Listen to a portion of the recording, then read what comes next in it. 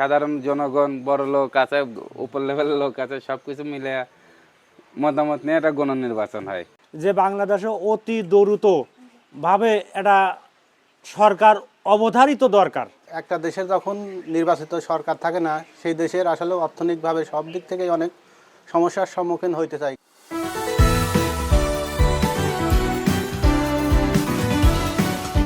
2026 সালের 12 তারিখে সাধারণ নির্বাচন এবং গণভোট অনুষ্ঠিত হতে যাচ্ছে। তফসিল ঘোষণা হয়ে গিয়েছে। তো আসলে সাধারণ নির্বাচন তো জানি আমরা, সংসদ সদস্য নির্বাচিত হবে বিভিন্ন প্রতীকে, কিন্তু গণভোট, এই গণভোটটা আসলে কি এবং কেন গণভোটটা হবে, এই ব্যাপারটা সাধারণ জনগণ কতটুকু জানে?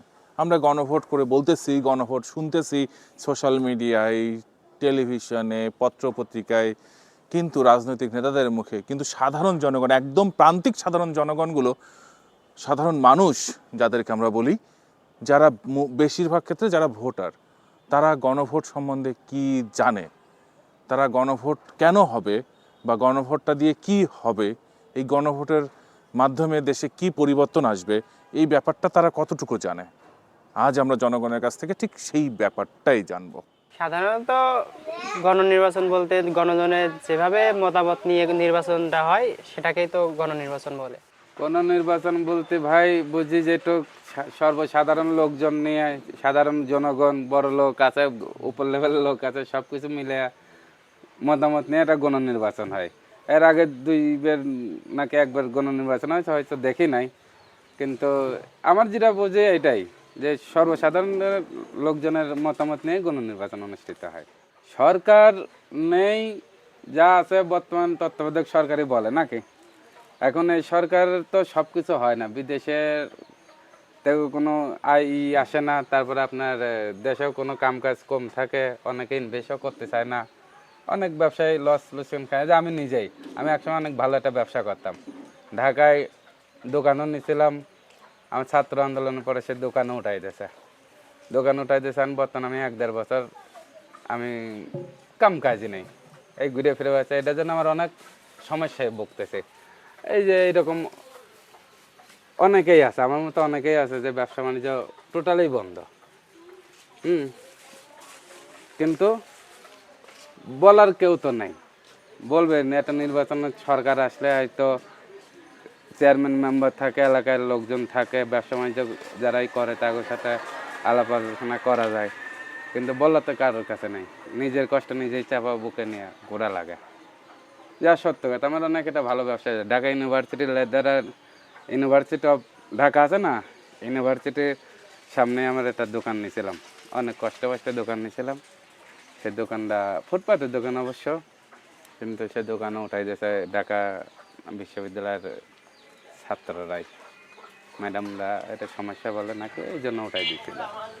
কারণ বর্তমানে ধরেন আমাকে মতো গরিব মানুষ বেকার অবস্থায় ঘুরে ফেরায়, যেমন এটা সংসারই কলাকে ভেঙে যাচ্ছে এই অবস্থার কারণে। গণমাধ্যমের এতদিন আমি চাই যে মানে কোরআনের আইন, ভালো লোকের বিচার করে, আরেকজনের বিচার হলো ভালো লোক করা লাগবে, যাতে ন্যায্য বিচার পাই, এইটা আমরা চাই।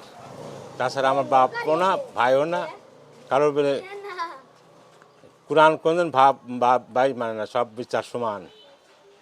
হ্যাঁ, এইটি চাই।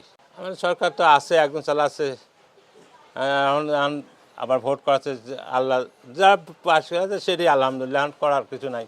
এখন আমি রাত্রি শপথ করলাম, 2 হাত তুলে করলাম যে কোরআনের আইনে শপথ করলাম, সকালবেলা করে আর প্রতিযোগিতা না থাকলে কোনো ইলেকশন হয় নাই, আর এক দল চলে গেল, করার কিছুই নাই। এই আমরা আল্লাহ যা আছে আলহামদুলিল্লাহ, তাছাড়া তো আল্লাহ ছাড়া তো আর কোনো উপায় নাই।